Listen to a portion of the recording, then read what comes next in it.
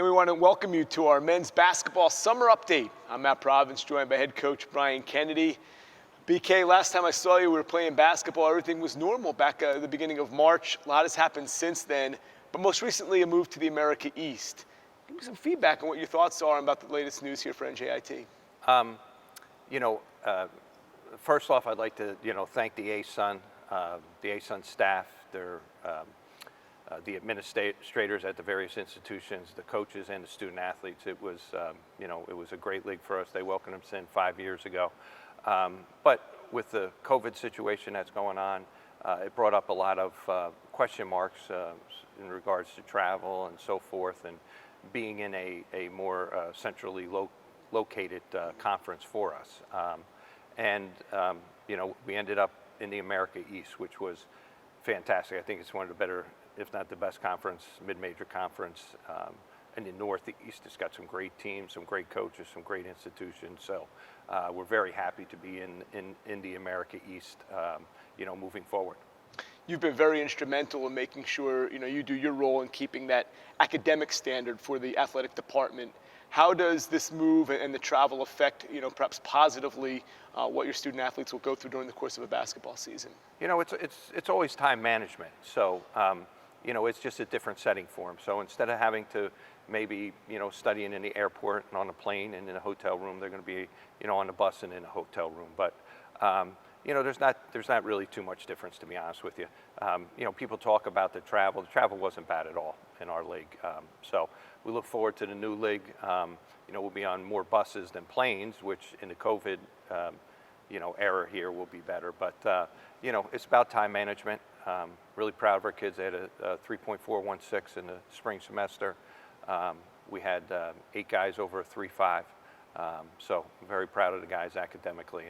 And again, when I say that, it's, it's at NJIT, one of the premier institutions. It's not at, it's a tough place to have a 3-4 no matter what the situation is. Oh, no doubt about it. And I've seen the rigors that these kids have gone through over the years.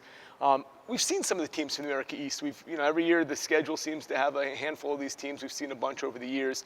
Of course, people know about UMBC from 2 years ago in the tournament. But stylistically, how does it differ in your eyes from what we've seen in the ASUN? Basketball is basketball across the country now. Regions aren't too much different. One thing is, just from a coaching standpoint, I thought, the ASUN was a terrific offensive league. You talk about North Florida and all the threes that they shoot, and Florida Gulf Coast and their style of play under Joe Dooley and continue under Mike Fly.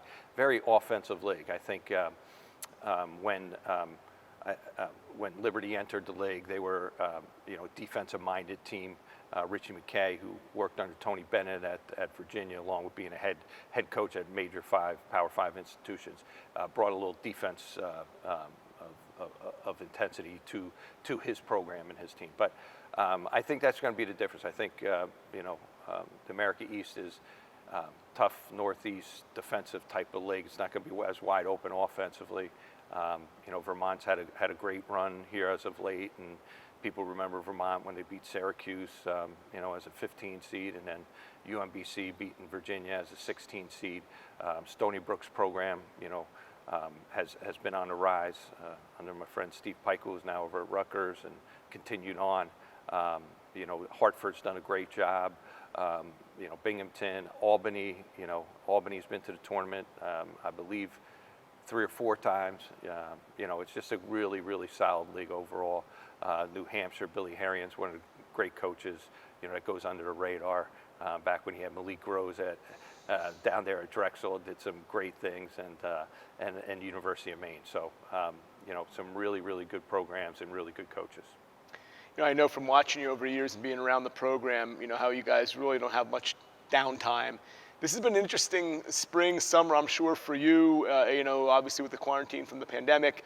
I'm sure you've been hit with a lot of obstacles. What's been the biggest challenge for you in trying to keep everything right on pace with the shutdowns and inability to get these guys on the floor together? Let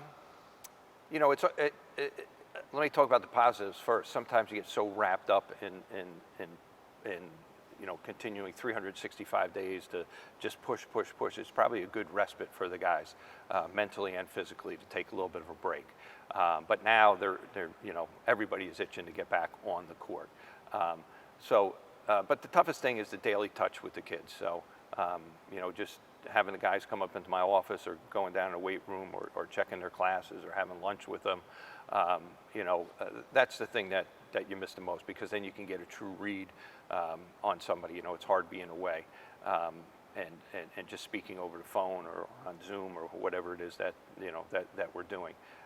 The other thing that they miss out on, our seniors who graduated this year, Riley Walsh, who had with his MBA, and Shaquan Gibbs, who with his undergraduate is three classes short of getting his MBA. So they missed that opportunity to celebrate with their friends and look, and really relish in their accomplishments there.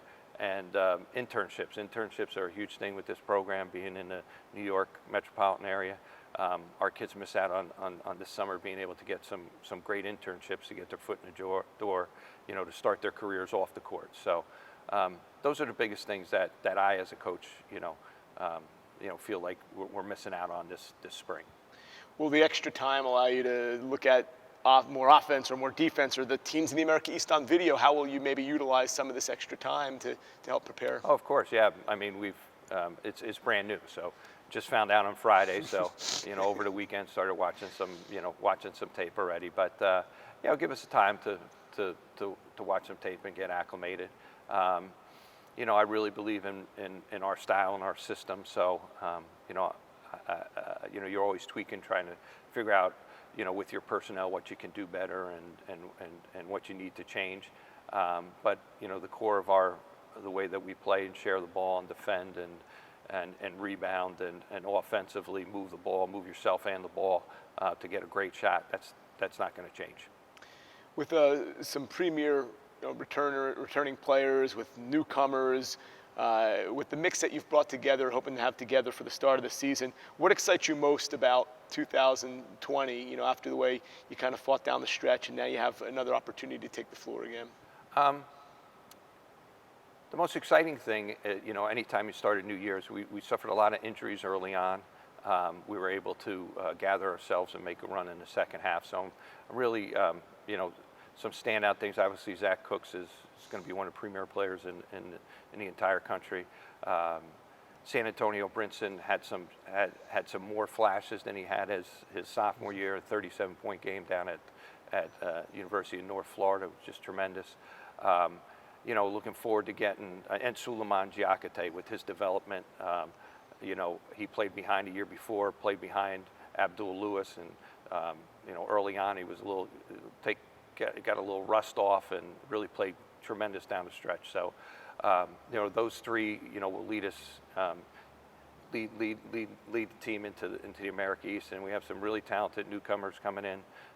2 junior college All-American kids and 2 high school kids that we're really excited about, and really excited about. We had 2 redshirt freshmen this year as well. Demir Faizan, who tore his MCL, really worked hard to get back and get his body in shape. Jason Murphy, who redshirted this year, big 6'9" kid out of Baltimore. So the mix that we have everybody back. Diego Willis has some great experience under his belt. Kel DeGraff was coming off a tremendous performance against Rutgers and really starting to break through. And then of course he had his knee injury. To get him back on the court will be great. And I think our depth next year will be one of our strongest points of the team. Yeah, you always do this to me. You get me excited about an upcoming season. We still have till November if all goes well, but it sounds good. I just hope, again, we get to get these guys together and get them on the floor so you guys can begin to work and get towards that 2020 season now as a member of the America East. So best of luck getting there. Thanks for all the time, and I look forward to it. Yeah, we're looking forward to rolling up our sleeves and getting to work, and hope everybody out there is safe and healthy. And our leadership here at the university is second to none. Dr. Joel Bloom and our athletic director, Lenny Kaplan. So they'll do the right thing, and when it's time that we can get back here on campus or on the court, we'll certainly, it won't be for lack of effort or lack of work. that we'll put in. Here's to hoping that's a lot sooner than later. That is men's basketball head coach Brian Kennedy. BK, again, I thank you for your time. I'm Matt Provence. We thank you guys for watching this men's basketball summer update.